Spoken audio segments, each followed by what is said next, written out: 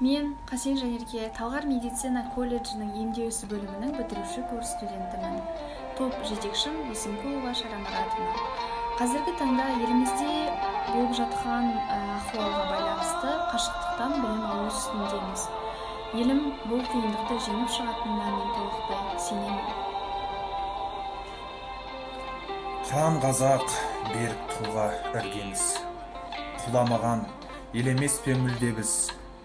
Әлі бізде алар асар белес көп. Бәрімізде бұл індетті жеңеміз.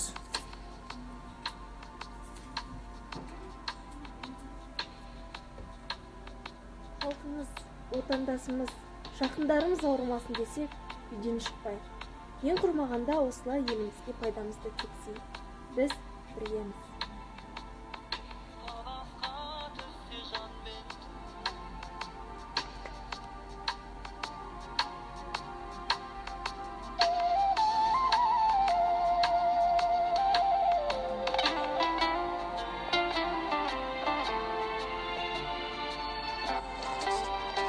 Бауыржан Момышұлы айтқандай, тәртіпке бағынған ел құл болмайды, тәртіпке бағынайық.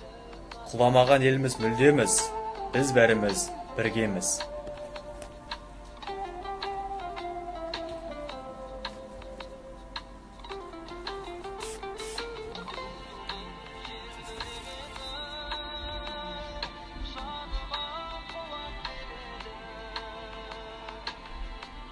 Құрметті қазақ елі, елімізге келген осы бір ауыр індетті барлығымыз бірге жеңейік.